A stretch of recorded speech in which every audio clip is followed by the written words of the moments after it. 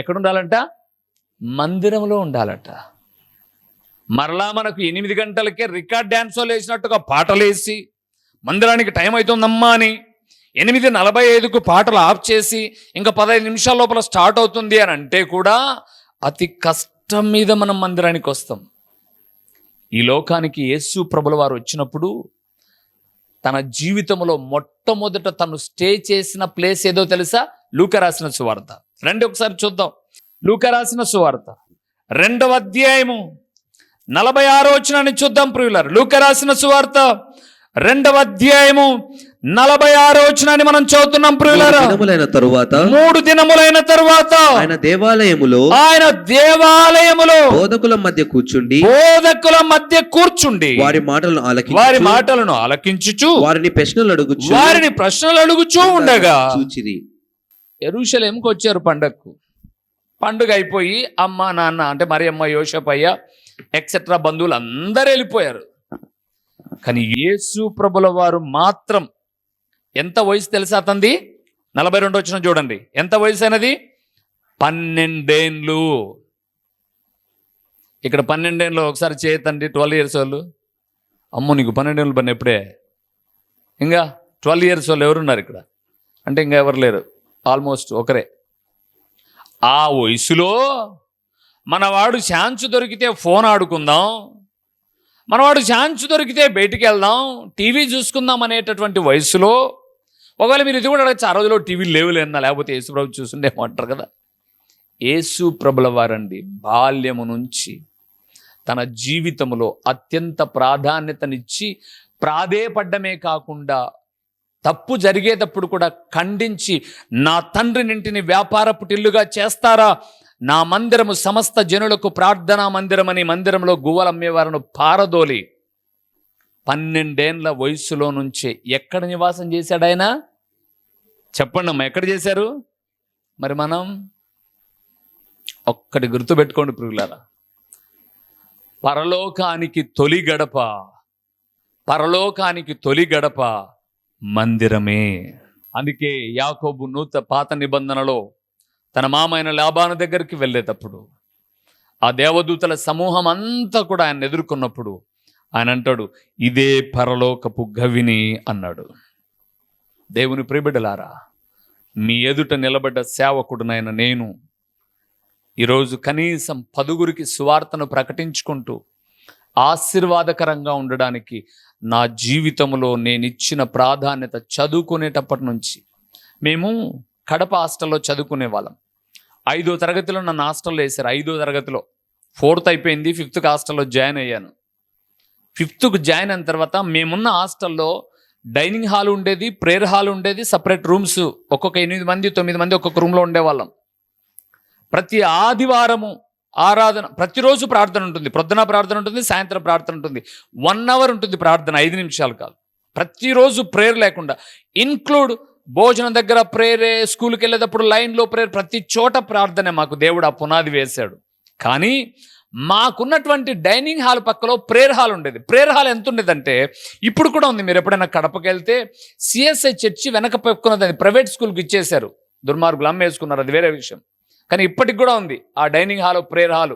Prayer hall ఎంత ఉంటుందంటే, ఇక్కడ నుంచి మన చర్చి ఇంత ఉంటుంది. ప్రేయర్ హాల్ ఇంతే వెడల్పు ఉంటుంది. ప్రేయర్ హాల్, ఆ ప్రేయర్ హాలు శనివారం పూట మమ్మల్ని అడుగుతారు కదా, అందరిని అడుగుతారు. ఒక 100 మంది పిల్లలు మేము హాస్టల్లో ఉండేవాళ్ళం. ఏమని అడిగేవాళ్ళంటే, శనివారం రాత్రి, అది కూడా ఎప్పుడు 7 గంటలకు భోంచేయాలి, 9:30 వరకు ట్యూషన్ ఉండాలి. 9:30 ట్యూషన్ అయిపోయేసరికి అందరికీ కళ్ళు డిప్పులు కొడతా ఉంటాయి నిద్రపోవాలని. ఇంకా బదరా ఎవడు బెడ్షీట్లు తీసుకొని వాళ్ళ పోయి పడుకొని నిద్రపోవాలి. సో 10 గంటలకు చర్చిని శుభ్రపరచాలి. 10 గంటల కంటే క్లీనింగ్ అయిపోయేసరికి 11 అవుతుంది. ప్రేయర్ హాల్ క్లీన్ చేసేసరికి 10 గంటలకు ఎవరు ప్రేయర్ హాల్ను క్లీన్ చేస్తారు అని అంటే ఫస్ట్ మచేలేసేదండి.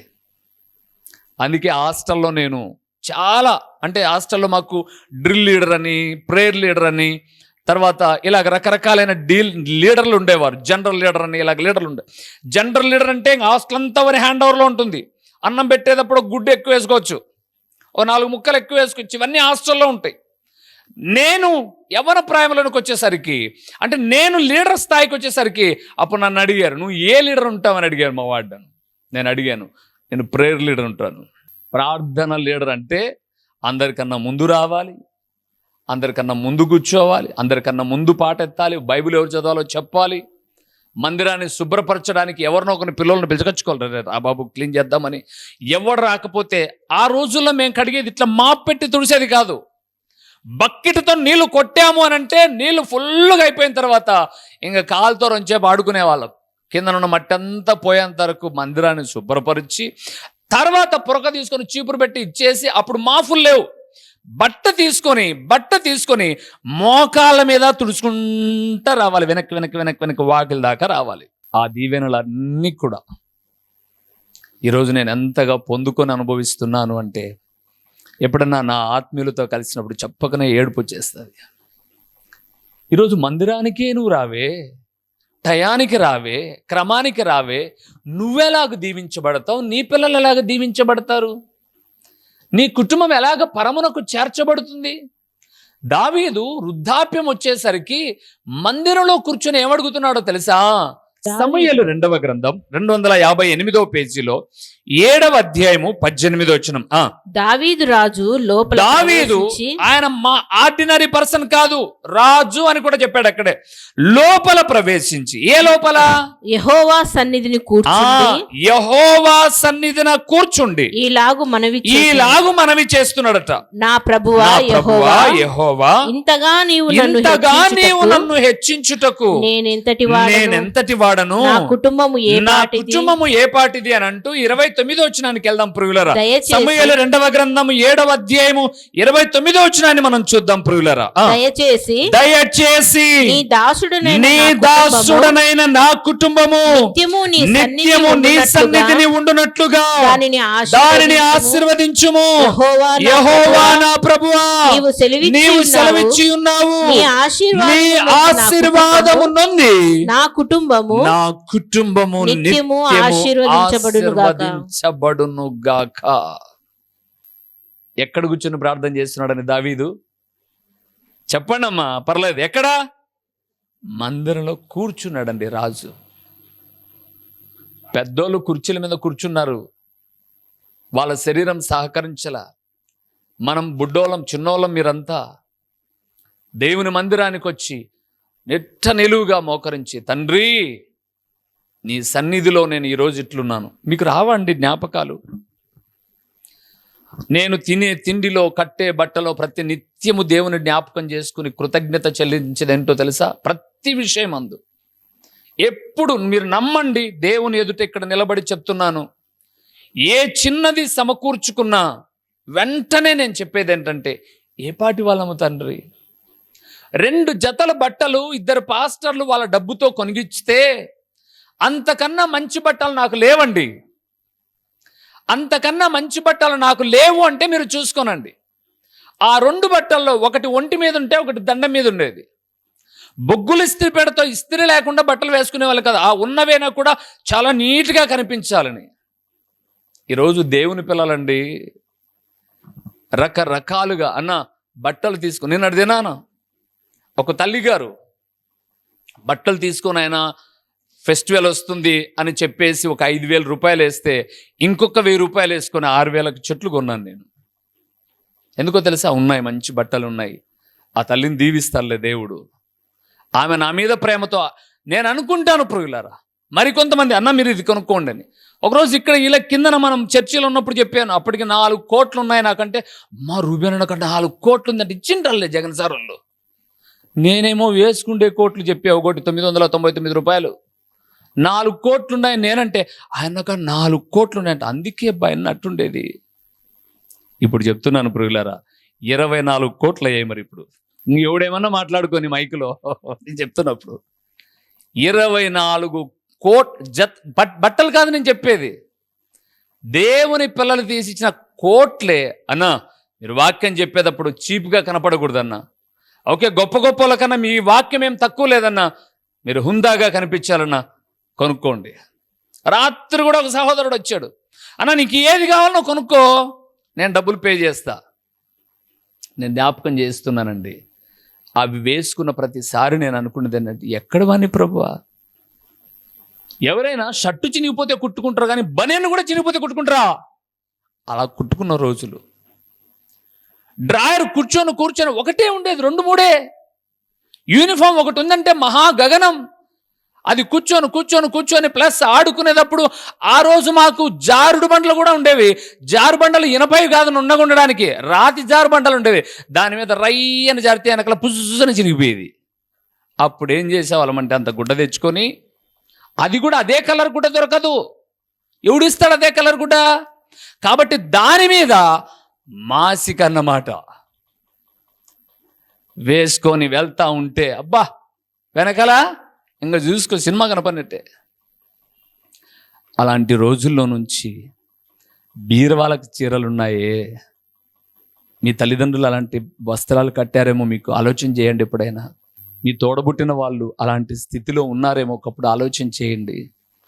మరి ఈ మందిర గడపలో నువ్వు మొరపెడుతున్నప్పుడు ఇంత స్థితిని దేవుడు మారిస్తే నువ్వు మందిరానికి ఇచ్చే ప్రాధాన్యత ఏంటి?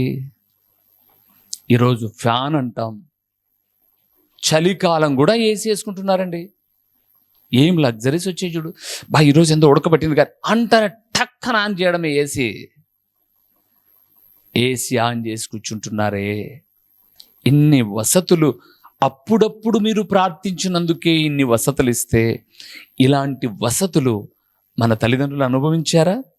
ఉండదా అండి కృతజ్ఞత? అందుకే దావీదు కిందన ఎందుకు కూర్చున్నాడో తెలుసా? నాయనా, నా తల్లి తండ్రి వీడికి చదువు రాదని నన్ను అడవిలో వేస్తే, చెట్ల కింద నాని, ఎండకు ఎండి, మెట్టల దగ్గర పడుకొని, గుట్టల దగ్గర పక్షుల దగ్గర పడుకొని బ్రతికిన బ్రతుకయ్యా నాది. మహారాజును చేసి రత్న కంబళ్ళ మీద పడుకుంటున్నాను అంటే ఎంత ప్రేమ నాన్న నీదని కింద కూర్చున్నాడండి రాజు. నీకు మందిరంలో కూర్చోడానికి ఆదివారం 2 గంటల సమయమే కుదరడంలా. ఎంత కృతజ్ఞతహీనులో ఆలోచించండి. ప్రతిరోజు నీకు కూడుకునే సౌకర్యం లేకపోయినా కనీసం వారంలో 1-2 రోజులైనా తిరుగా దేవుని మందిరంలో కనపడతావేమో అనంటే, ఈరోజు కనపడ్డావు అంటే నువ్వు భూమి మీద కనపడినా సరే దేవుని మందిరంలో మాత్రం నువ్వేం చేయవు, కనపరావు. మరి దావీదుకు కృతజ్ఞత ఉందా? నీకు కృతజ్ఞత ఉందా? అందుకే మీరు చూడండి, అంత ప్రేమించాడు కాబట్టే దావీదు తరాలు దీవించబడ్డం కాకుండా దావీదు వంశములో ఎవరు వచ్చారండి? యేసు ప్రభు వచ్చాడు. ప్రియులారా, మీరు అనుకోవచ్చు ఇది ఒక కట్టడమే కదా, ఏముందిలే సింపుల్గా. నో, ఆయన అన్నాడు హగ్గయి గ్రంథానికి వెళ్తున్నప్పుడు, లేదా ఇంకా అనేక పాత నిబంధనలోనికి వెళ్తున్నప్పుడు, నేను కోరే విశ్రమ స్థానము ఆ మందిరమే అన్నాడు. ఆయన విశ్రాంతి తీసుకునే చోటే ఇది అని అంటే ఏం చేస్తున్నాను? ఒకవేళ నువ్వు అడగచ్చు, ఏముంటాయి నా మందిరానికి వస్తే? ఆ మాట చెప్పి 2వ విషయంలోనికి వెళ్తాను. ఇర్మియా గ్రంథం 7వ అధ్యాయము. మందిరంలో ఏముండాయన్నా? ఇంట్లో అయితే డిష్ ఉంది, డిష్ తర్వాత రకరకాలైనటువంటివి చూడొచ్చు, ఫోన్ చూడొచ్చు. మందిరంలో అన్ని సౌకర్యాలు ఉండదు కదన్నా అంటే 7వ అధ్యాయము ఇర్మియా అంటున్నాడు. చూడండి 7వ అధ్యాయం 2వ వచనం, అలాగే 3వ వచనాన్ని చూద్దాం ప్రియులారా. నీవు యెహోవా 7వ అధ్యాయం 2వ వచనం 3వ వచనము, నీవు యెహోవా మందిర ద్వారమున నిలవబడి ఈ మాట అచ్చటనే ప్రకటించుము. యెహోవాకు నమస్కారము చేయుటకై ఈ ద్వారములలో బడి ప్రవేశించి యూదా వారలారా, యెహోవా మాట వినుడి. సైన్యములకు అధిపతియగు యెహోవా ఈలాగు సెలవిచ్చుచున్నాడు, నేను ఈ స్థలమున మిమ్మును నివసింపచేయునట్లును మీ మార్గములను మీ క్రియలను దిద్దుకొనుడి. ఈ స్థలము యెహోవా ఆలయము. చాలు ప్రియులారా, ఏముంది మందిరములో? క్రియలను దిద్దుకోవచ్చు, మార్గాన్ని సరి చేసుకోవచ్చు, బ్రతుకును బాగు చేసుకోవచ్చు ప్రియులారా. బ్రతుకు బాగుపడుటకు ఏకైక స్థలము ఏదైనా ఉంది ఈ భూమి మీద అనంటే అది కేవలం ఒక్క మందిరం మాత్రమే. మీరు వెళ్ళే ట్యూషన్లలోనో, మీరు వెళ్ళే కాలేజీలలోనూ, మీరు వెళ్ళే పని స్థలాలలోనూ బాగుపడే మాటలు లేవు, చెడిపోయే మాటలే ఉన్నాయి. మందిరము ఒక్క చోట మాత్రమే ఏమున్నాయి? మార్గములను బ్రతుకును దిద్దుకునేది ఉంది. పురుగులారా, మీకు నా మీద కోపం వస్తుంటుంది, కానీ ఆయన చెప్పినాడు వాక్యం మమ్మల్ని అన్నాడని దిద్దుకోవడానికి ఆయన చెప్తున్న మాటలు అవి. అందుకే కోరాహు కుమారులు అంటున్నారు, ఎక్కడుండడం నాకు ఇష్టం? చెప్పండి ఎక్కడుండటం? దేవుని మందిర ద్వారం దగ్గర అన్నాడు కోరాహు కుమారులు. మనం దేవుని మందిరములో, దేవుని ప్రియులారా, ఈ మందిరములో 2 అడుగుల స్థలము నీకు దొరికింది అని అంటే నువ్వు ధన్యుడవు, ధన్యురాలవు. 2 అడుగుల స్థలమే. ఎందుకో తెలుసా? ఇక్కడ 2 అడుగుల స్థలాన్ని నువ్వు సంపాదించుకున్నావంటే బంగారు పురవీధులలో ప్రయాణము చేసి బంగారు పురవీధులలో నువ్వు ఉండడానికి భాగ్యాన్ని పొందుకుంటావు. అందుకే ఈ లోకములో నిర్లక్ష్యము చేయకూడని ఏకైక స్థలం ఏంటి? దేవుని మందిరం. నేను కూడా పొట్ట చేత పట్టుకొని బ్రతికిన వ్యక్తినేనండి. ఈ సేవా జీవితంలోనికి రాకముందు ఒక ఆటో డ్రైవర్గా, ఒక మైన్స్లో సూపర్వైజర్గా, ఒక లాడ్జిలో మేనేజర్ అని చెప్పేసి పనులు చేయించుకున్నారండి. మేనేజర్ పోస్ట్ ఇస్తాం, చదువుకున్నా కదా, పనులు చేయించుకున్నారు. అన్ని పనులు చేసినోనే, కానీ ఏ రోజు కూడా నేను ఆరాధించేటటువంటి దేవుని మందిరాన్ని ఎప్పుడు నిర్లక్ష్యం చేయాలండి. ఎన్ని పనులన్నా ఉండండి. ఈ రోజుకు బ్రతికే ఉన్నాడు వైఎస్ ప్రకాష్ రెడ్డి గారు. ఎప్పుడన్నా మీరు మామూలుగా వెళ్ళండి, ఏమైనా కలవడానికి పిఏలు అపాయింట్మెంట్లు ఏమో, అసలు మామూలుగా వెళ్ళి, సార్ మీ దగ్గర రూబేన్ అనే సేవకుడు పనిచేశాడంట కదా, అప్పటికి సేవకునే, అంతకుముందు విశ్వాసని పనిచేశాడంట కదా, ఆదివారం పూట, ఎందుకంటే మళ్ళా చెప్తున్నాను, మైన్స్ బేస్తవారం సెలవు, మన పులివెందులంతా సంత బేస్తవారం ఉండేది కాబట్టి బేస్తవారం సెలవు మేము వెళ్ళే మైన్స్లో ఆదివారం వర్కింగ్ డే అది మైన్స్. కాబట్టి ఆదివారం కూడా ప్రార్థనకు వచ్చేవాడా, మందిరానికి వచ్చేవాడా అని అంటే, ఆయన ఇప్పుడు పోయినా కూడా మీకు చెప్తాడు, నేను కారులో వచ్చేదానికన్నా ముందే వచ్చి కూర్చుండేవాడు చర్చిలో. ఎందుకో తెలుసా? ముందే వచ్చి కూర్చొని పాట పాడుతూ ఉండేవాడిని నేను. ఎవరు వచ్చేవాళ్ళు కదా, 8:45కు మందిరం, 8:45కు మందిరం, కానీ 8:15కు నేను మందిరంలోకి వచ్చి కూర్చునేవాడిని. బ్యాచులర్ అండి. నీళ్ళు నేనే కాచుకొని, నేనే తిని, రాత్రి ఏదైనా అన్నం ఉంటే తినడమా, లేకపోతే తినకపోవడమా. దేవుని మందిరాన్ని నిర్లక్ష్యం చేయలేదు కాబట్టే ఈ మందిరాన్ని ఇచ్చాడు, కుటుంబాన్ని ఇచ్చాడు, జీవితాన్ని ఇచ్చాడు, అనేక మందికి స్వార్థ ప్రకటించడానికి సాధనముగా ఏర్పరచుకున్నాడు. కోరాహు కుమారులు అంటారు, నీ మందిర ద్వారము నొద్ద నుండుట నాకు ఇష్టం ప్రభువా. మరి నీ ఇష్టం ఎప్పుడు ఇడిచిపెడతారో అదేంటోనండి. కాళ్ళకు చక్రాలు కట్టుకున్నట్లుగా మందిరం అయిపోయేది ఆలస్యం.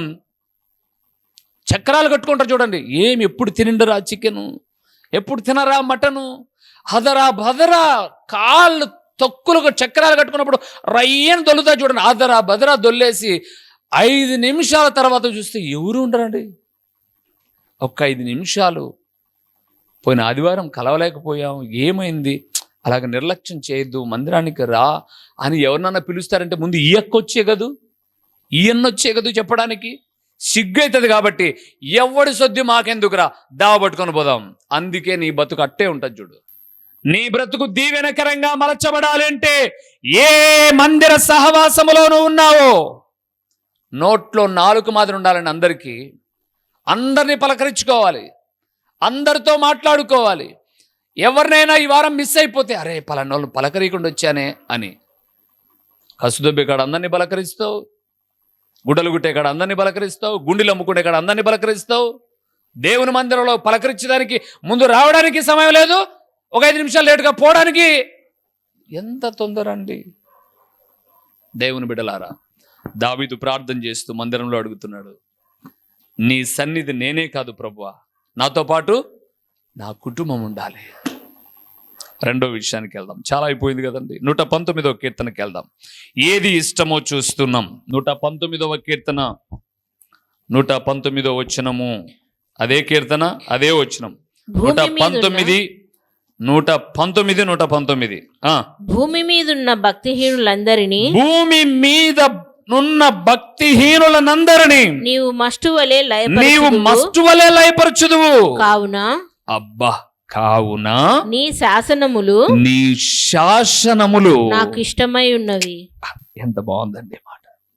ఏమిష్టమట? నీ శాసనములు నాకు ఇష్టం.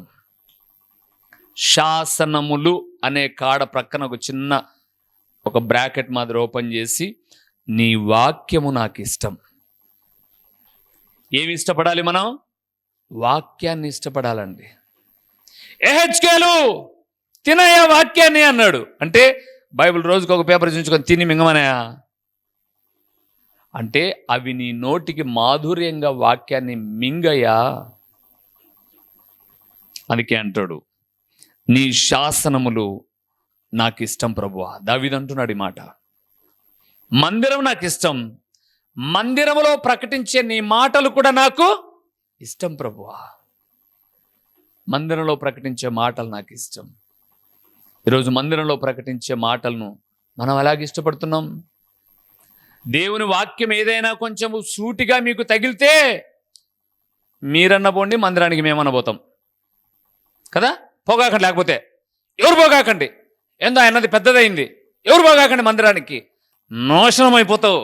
నీ మేలు కోరేవాడు సేవకుడు మాట్లాడితే పనికి అందుకే లోకంలో ఒక సామెత ఉంది కదండి, తాను చెడిన కోతి, చెప్పండి మీకు తెలుసు కానీ, తాను చెడిన కోతి ఏం చేస్తుందట? వనమంతా చెడు చేస్తుందట. ఈ ఒక్క పనికిమాలోనికి బుద్ధి పుట్టిందనుకోండి, 10 మంది పనికిమాలుగా తయారు చేస్తారు. నాతో పాటు మీరు ఎవరు పోకూడదు. ఎంత దుర్మార్గమో చూడండి. కానీ దావీదు అంటాడు, ఆ వాక్యం నాకు ఇష్టం. నన్ను గద్దించాడు నాతానునే ప్రవక్త, నా బ్రతుకును మార్చుకున్నాను కానీ నాతాను మార్చలా, నేను నాతాను వద్దనలా. నేను దేవునందు ప్రియమైన వారులారా, ఏంటండి అంత గొప్పతనం వాక్యానికి ఉన్న గొప్పతనం? అక్కడ చూడండి 119వ కీర్తన 14వ వచనాన్ని చూడండి. 119వ కీర్తన 14వ వచనాన్ని చూద్దాం. అక్కడే 19, 14, 119, 14. సర్వ సంపదలు దొరికినట్లు నీ శాసనముల మార్గములను బట్టి నేను సంతోషించుచున్నాను. ఎందుకు సంతోషం అంటే, సర్వ సంపదలు దొరికితే ఎంత భాగ్యమో. దేవా, నీ వాక్యములోని మాటలు దొరికితే నాకు అంత సంతోషమయ్యా. వాక్యాన్ని చెబుతున్నప్పుడు ప్రపంచ దేశాలలో అనేక మంది దీవించబడ్డానికి కారణం ఏంటో తెలుసా? పాస్టర్ ప్లీజ్ లవ్లీ పాస్టర్ అంటారంట వాళ్ళు. వాక్యం చెప్పే సేవకుడా గట్టిగా చెప్పు, మా హృదయాలు పగిలేటట్టుగా చెప్పు అంటారంట వాళ్ళు. అందుకే వాళ్ళ కుటుంబాలు దీవించబడుతున్నాయి. మనం హృదయానికి తగిలితే చాలు, పాస్టర్ గారి హృదయం పగిలేటట్టుగా మాట్లాడతాం. గుర్తుపెట్టుకోండి ప్రియులారా, జీవించే దినాలలో కాళ్ళు చేతులు పడిపోయి అనుకోకుండా బతకాలంటే మందిరానికి, ఇక్కడే కాదు ఎక్కడైనా సరే ఎవరిని అడ్డగించగాకు, ఎవరిని ఏం చేయొద్దు, నేను ఎప్పుడు వీధి సువార్తల్లో, పల్లె సువార్తల్లో, ఊర్ల సువార్తల్లో చెప్పింది, మా దగ్గరకే రండి అని అంటే ఎంతమంది వచ్చింది ఇందులో? నేను చెప్పిన మాట ఏంటంటే, ఎక్కడో ఒక చోటికి మందిరానికి వెళ్ళండి. పాస్టర్ గారు మమ్మల్ని గద్దించాడన్న, పాస్టర్ గారు మిమ్మల్ని గద్దించాడంటే మిమ్మల్ని ఎక్కువ ప్రేమిస్తున్నాడు ఆయన, మీ మీద ఎక్కువ ప్రేమ ఉంది ఆయనకు. ఖచ్చితంగా మందిరానికి వెళ్ళండి. మిమ్మల్ని ఎక్కువ ప్రేమిస్తున్నాడు. మీ బిడ్డలు మీరు ఎక్కువ ప్రేమిస్తే మీరు ఏం చేస్తారు? గద్దిస్తారు, 2 ఏట్లు దెబ్బ వేస్తారు. మీ బిడ్డలు దూరం అయిపోతే మీరు ఎంత కృంగిపోతారో, మిమ్మల్ని గద్దించినందుకు మీరు దూరం అయితే మీ సేవకుడు కూడా కృంగిపోతాడు. కృంగిపోయాడంటే మీ కుటుంబాలు నిలబడవు. వెళ్ళండి మందిరానికి. ఎన్ని మార్లండి బతిమలాడుకోవాలా? వాక్యం కోసం బతిమలాడుకోవాలా? దేవా, సర్వ సంపదలు దొరికాయి నాకు వాక్యము ద్వారా. అందుకే అంటున్నాడు, మందిరం అంటే ఇష్టం, మందిరములోని నీ శాసనములు అంటే కూడా నాకు ఇష్టం ప్రభువా. నాకు ఇష్టం ప్రభువా, నీ మాటలు కావాలి ప్రభువా. నాకు సేవకుడవుడు ప్రభువా, ఒక బూర. ఈ మైక్ మిమ్మల్ని ఏమైనా అంటే నా మీద మీకు కోపం వస్తుంది, కానీ నా వాయిస్ బయటికి స్పీడ్గా రైజ్ అయిందని ఈ మైక్ మీద మీకు ఎవరికైనా కోపం వస్తుందా? చెప్పండి. ఇప్పుడు నేను మాట్లాడాను, హలో అని నేను మాట్లాడేది వేరు, హలో అని మాట్లాడేది వేరు. బాగా అర్థం చేసుకోండి, అపార్థం చేసుకోమాకండి. హలో అనేది వేరు, హలో అనేది వేరు. ఇప్పుడు దీంట్లో హలో అంటే గట్టిగా పడిందా, నేను హలో అంటే గట్టిగా పడిందా చెప్పండి? మైకులోనే కదా, మైకులోనే కదా. ఇప్పుడు ఏదైనా గద్దింపుగా వచ్చినందుకు మైకు మీద కోపమా, నా మీద కోపమా? మీకు కాదులేండి, చెప్పండి. ఎవరి మీద కోపం వస్తుంది? నా మీద రావాలా, మైకు మీద రావడం ఏంటండి? కాబట్టి మీకు ఏదైనా సూటిగా తగిలే వాక్యం వస్తే ఆ వాక్యం ఎవరిది? ఆయనది. ఆయన మీద రావాలి మీకు. ఆయన మీద వస్తే 3 చేతులతో తింటారు, 2 చేతులతో కాకుండా. మీరు అనొచ్చు 3 చేతులతో ఎట్టన్నా, మేము ఎంతసేపు 2 చేతులే చూసినామే అని. అది కూడా చెప్తా చూడండి. ఎట్లంటే ఈ చెత్తరంతా తీసుకొని దోషట్లో పెట్టుకొని తింటా చూడండి, టా అది 3వ చేయి తినడం. మరి ఆయన మీద కోపం, మైకు మీద కోపం రాదు, నా మీద కోపం వచ్చింది. మరి నా మీద కోపం ఎందుకు ఆయన మీద రావాలి? కానీ శాసనములంటే ఇష్టపడాలి. సేవకుడు ఎవరు? ఆయన మాటల్లో ఆయన చెప్పాడు, అదొక బూర. పోస్ట్ మ్యాన్ గారు 1000 రూపాయలు తెచ్చి మనీ ఆర్డర్ ఇచ్చి 1,00,000 రూపాయలు చెక్ ఇచ్చారనుకోండి, పోస్ట్ మ్యాన్ గారండి మీరు ఇన్నే ఉండండి, పిలిసారా బ్యాండ్ వాళ్ళను, కొట్టమనరా అని చెప్పేసి బ్యాండ్లు కొట్టుకుంటా పోస్ట్ మ్యాన్ గారికి ఒక దండ, ఒక హారతి ఇస్తారా మీరు? ఎవరిని మెచ్చుకుంటారు మీరు? చెక్కు వచ్చాడు చూడండి 1,00,000 రూపాయలు, ఆయన మీద ప్రేమ మీకు. ఈడేవుడండి బోర్, అంతే. నా మీద ఎందుకండి కోపం? పంపించింది ఆయన అయితే, మాట్లాడింది ఆయన అయితే, ఎదురు కనపడుతున్నానన్నా? దేవుని వాక్యాన్ని ఇష్టపడాలి.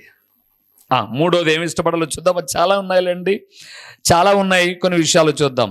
హోషేయ గ్రంథం 6వ అధ్యాయం 6వ వచనం. బైబుల్ చదవమంటే దానియేలు గ్రంథం చెప్పంటే, యెషయా గ్రంథం చెప్పంటే ఏషియా గ్రంథం. నేను బలిని కోరను గాని. ఇంకేం కోరుతావో చెప్పు, మా చదువు. నేను బలి కోరను గాని, నువ్వు కాదులే, కనికరమునే కోరుచున్నాను. దహన బలుల కంటే దేవుని గూర్చిన జ్ఞానము నాకు ఇష్టమే. 3వదండి, దేవుని బిడలారా, దైవ జ్ఞానం ఇష్టం. మీరు పాఠశాలకు వెళ్ళి మీరు చదువుకొని సంపాదించుకునేది ఏ జ్ఞానం చెప్పండి అమ్మాయిలు? ఏ జ్ఞానం? దైవ జ్ఞానమా? కాదు. ఆ జ్ఞానం ఏం చేస్తుందంటే, ఒక ఆయన అన్నాడు, పెద్ద ఆయన, సినిమా కవి కూడా ఆయన అన్నాడండి, అన్యుడు, క్రైస్తవుడు కాదు. వెళ్ళిన తర్వాత గ్రూప్లో పెడతా చూడండి, ఆ మాట ఉంది నా దగ్గర. మీ పిల్లలకు సంస్కారము నేర్పకపోతే మీ దహన సంస్కారానికి కూడా రాడన్నాడు. మీ పిల్లలకి ఏమి నేర్పాలి? సంస్కారము నేర్పకపోతే మీ దహన సంస్కారం అంటే ఎప్పుడు? పోయినప్పుడు. నాకు తెలిసిన ఒక ఫ్యామిలీ ఉంది, వాళ్ళ నాన్న చనిపోతే ఎంత కష్టపడి తెలుసండి పిల్లల కోసం, అంత కష్టపడ్డాడు. విదేశంలో ఉన్నారు పిల్లలు. రే నీకోసం 2 రోజులైనా ఫ్రీజర్ బాక్స్లో పెడతాం అట్లంటే, అవన్నీ వద్దులేండి కానిచ్చేయండి, నేను వచ్చి చూసేది దినానికి వస్తానులే అన్నాడంట. దినానికి ఎందుకురా, ముక్కలు తిన్నా ఎందుకు దినానికి? జన్మనిచ్చిన తండ్రిని చివరి చూపు చూసుకోలేని వాడు దినానికి ఎందుకండి? దినానికి వస్తానులే కానివ్వండి అంట. ఎంత దౌర్భాగ్యం. పిల్లలకు చదువులు నేర్పారు కానీ సంస్కారము నేర్పేది దేవుని వాక్యం అండి. అందుకే బైబిల్ అనింది, మీ పిల్లలను ప్రభు యొక్క బోధలోను శిక్షణలోను పెంచండి. దేవుని బిడ్డలారా, దైవదాసుడిగా జ్ఞాపకం చేస్తున్నాను, దేవుని జ్ఞానాన్ని ఇష్టపడండి.